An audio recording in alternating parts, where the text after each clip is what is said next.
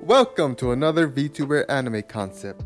The last one I did was with Smugalana, where I did a mini anime, and by the time this is uploaded, I am currently working or finishing up the one I was working with for Doki, which, by the way, not only is it taking me a month to get that one done, I had to stop working on that one so I can work on this one, which is obviously for Gura in response to her graduation announcement.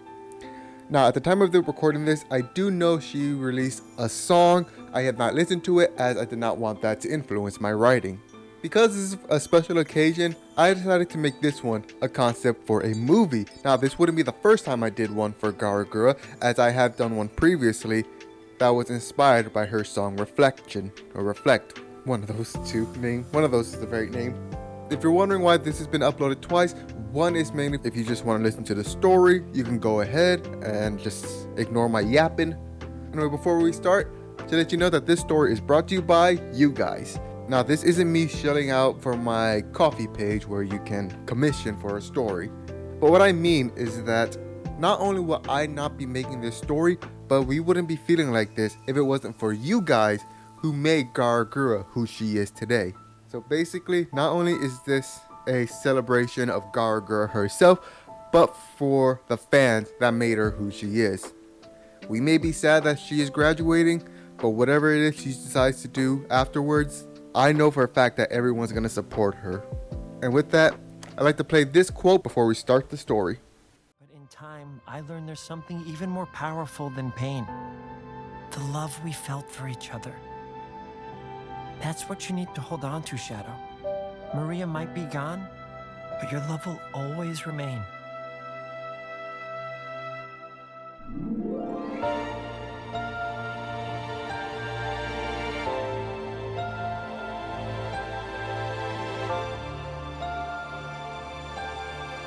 The light shines, even though the star is gone.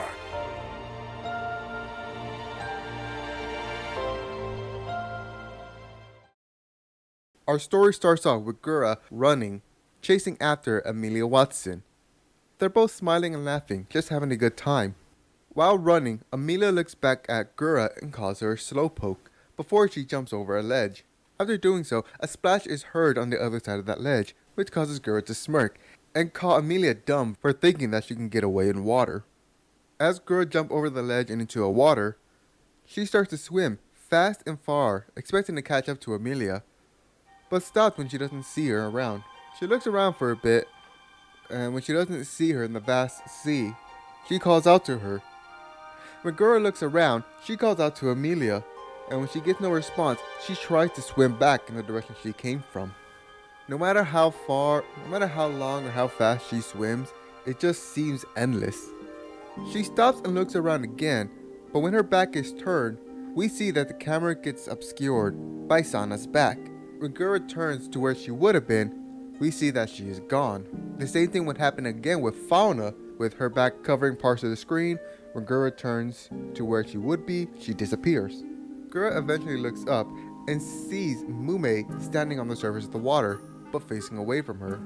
Gura calls out to her in surprise, but Mume starts to walk away. Gura tries to swim up to her, but finds that she can't break through the surface of the water. Instead of just trying to break through the water, she ends up swimming after her. Yet despite her speed, she cannot seem to catch up to her. When she looks up ahead, she sees Amelia, Sana, and Fauna also standing above the surface of the water and looking out towards Mume as if waiting for her. Gura decides to swim up to them, but again, no matter how fast she swims, they begin to fade into the distance. Gura reaches out and eventually calls out for Amelia before suddenly jolting awake. As Gura wakes up, she gets out of bed and rushes to her drawer. She quickly pulls out Amelia's pocket watch. Once her mind caught up to her, Gura stares at the stopwatch, confused and shaken by the dream. She doesn't understand why she had this dream again. She hasn't seen them in a long time. She knows Mume was planning on something, but she wasn't sure, as she didn't really tell anybody. She just said that she wanted to do something. She wonders if that dream was a warning that she may never see Mume again. Her hands begin to shake as tears start to fall from her face. Time passes as we see Gura hanging out with Kiara, Karoni, and Panthera. They're all just talking and playing games together, just hanging out. During the conversation, Gura brings up Mume and asks if any of them seen her recently.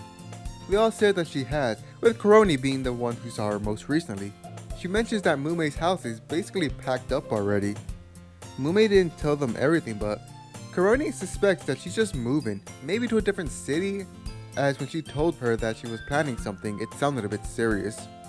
Gura listens and hesitates if any of them has heard from Amelia or Sana.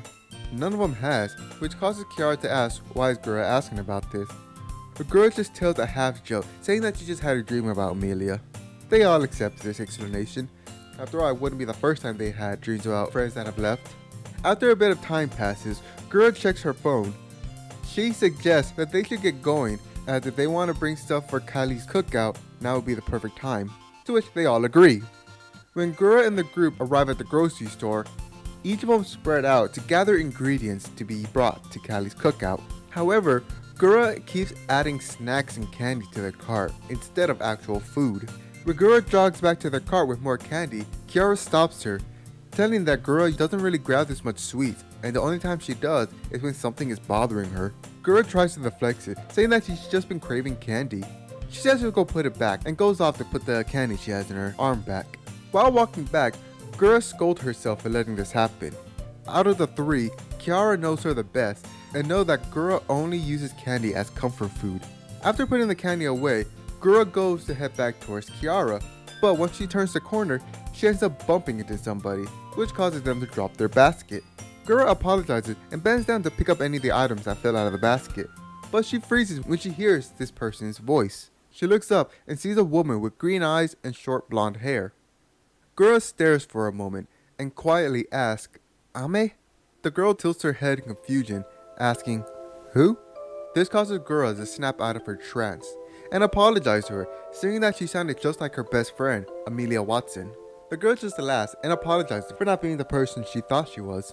She introduces herself as Doobie and offers a handshake, which Gura accepts. Doobie asks if something is wrong, which surprises Gura. She ends up asking if it was obvious that something was bothering her, but Doobie says that it wasn't obvious. She just has a sixth sense for this stuff. She did pick it up from working as a train conductor. She always wants to make sure her passengers has a nice ride to their destination.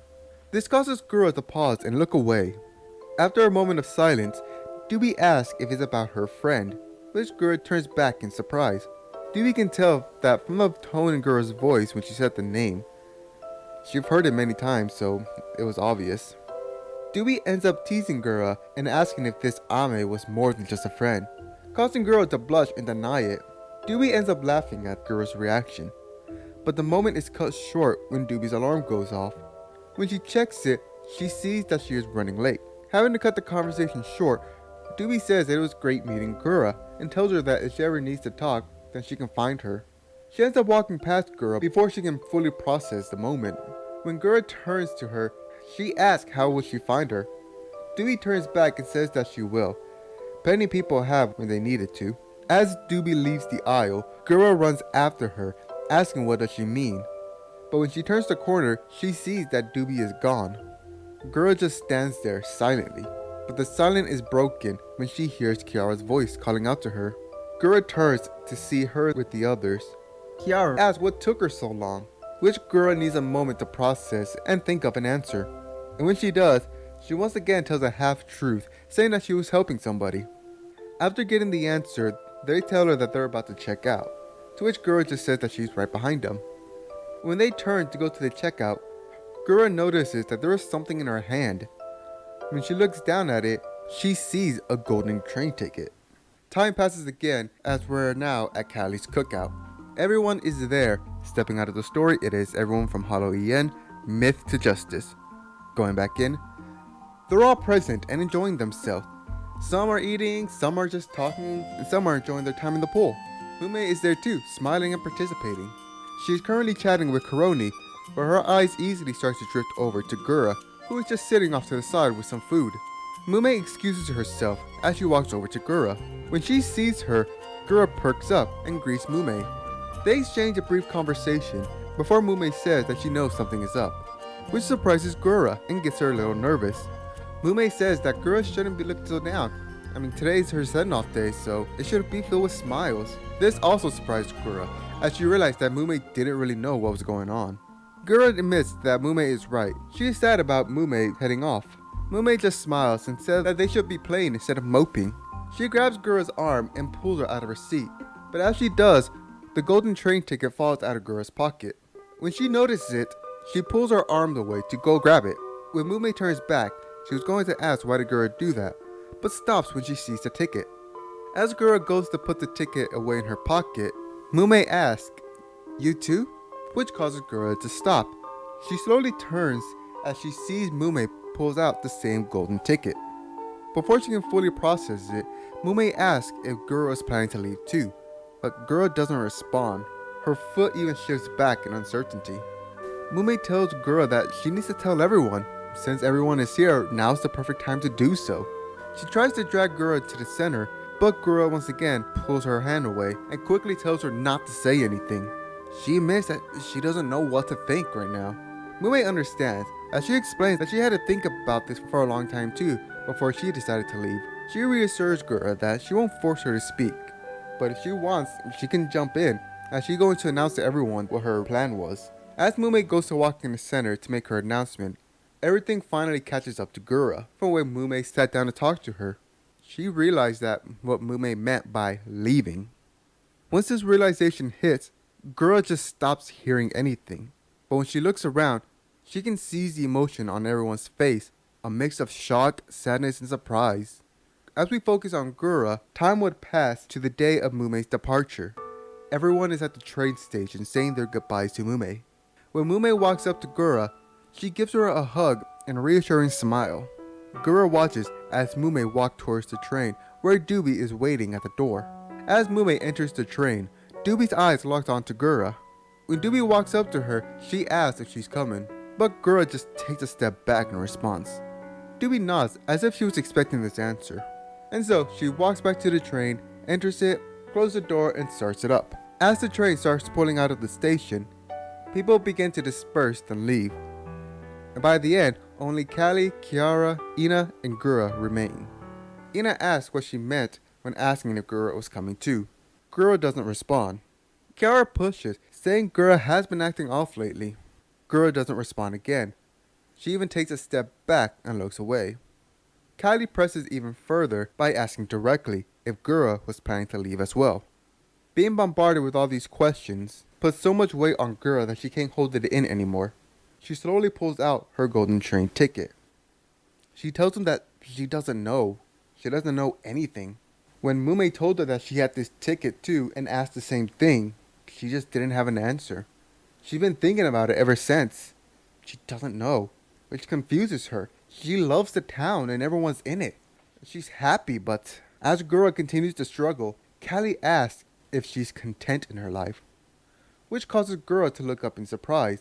Callie repeats the question, "Are you content in your life?" Gura just takes a moment and just says, "I don't know." This shocks everyone but Callie. Even Gura is shocked by her response. Callie says that she understands. She had that thought too. She explains to Gura that one day she's going to have to return to the underworld and to continue her job as a reaper. But by doing so, she would have to give up the soul that she developed here. She knows that this will happen one day, and she's content with that. But Gura is shocked to hear about this. Callie is content with not only leaving her friends behind, but the thing that attached them together, their souls. After a quiet moment, Ina offers to take Gura home, which Callie and Kiara agree. As they begin to walk away, Gura takes Ina's hand, and Ina can feel the emotion in Gura's grip. By the time night falls, Gura is sitting on her bed, hugging her knees.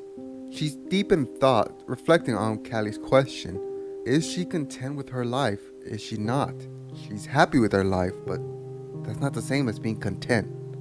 She was at one point. She was certain of it at one point, at least. When it was just the 5 of them, she was still content.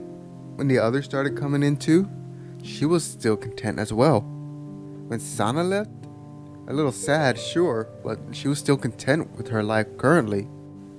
But when Amelia left, was she content? She didn't think about it at the time. but all she remembered was that she was sad. She convinced herself that it was still going to be okay as they could still talk over the phone, video chat and all that, but they didn't. Gura finally realized that she has not talked to Amelia since she left. She started thinking about Sana and Fauna, realizing that she has not contacted them at all either. She reaches for her phone and to check her contacts. When she pulls up Amelia's number, she tries to call it, but it's immediately shot down when the line says that the number was unavailable. She quickly tries Sana and Fauna, only to realize that their number is unavailable as well. She hesitates when she looks at Mumei's number.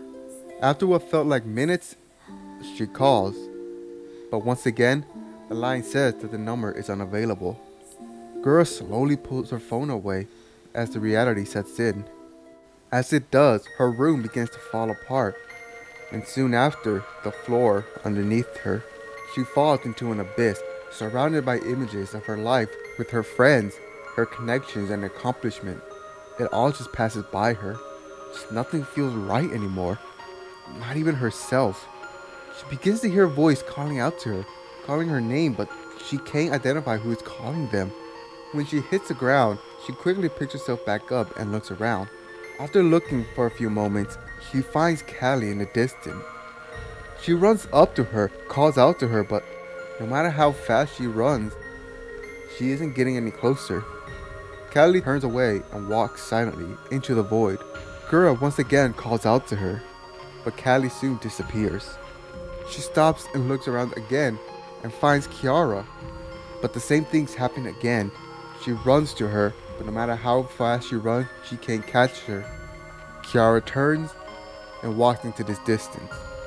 This happens one more time, but with Ina. As she too walks away, it fades into the distance as Gura chases after her. Tears are already starting to fall from her face. After being left alone for a few moments, she hears her name being called again. When she turns to see where that's coming from, she sees Amelia with her back turned to her. Gura once again runs to her, but instead she is able to reach her. As she reaches her, she hugs her and cries. After crying for a few moments, Gura looks up, but is shocked when he sees that Amelia's face is gone. She lets go and backs away, but she soon hears others calling her name as well.